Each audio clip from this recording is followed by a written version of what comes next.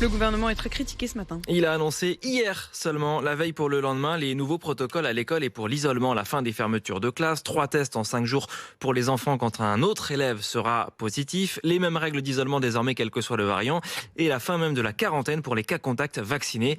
Alors qu'on a atteint des niveaux records de contamination ce week-end, le gouvernement assume en disant que la priorité est de ne pas mettre le pays à l'arrêt, Lionel Dian.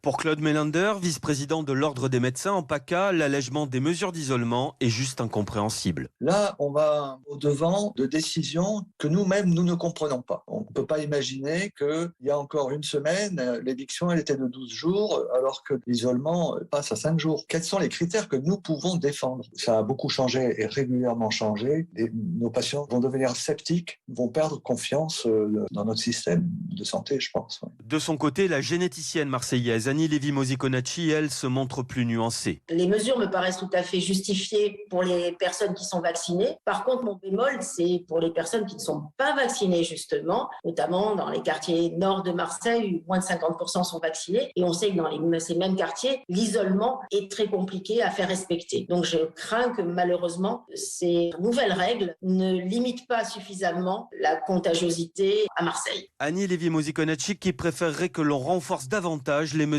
d'incitation à la vaccination.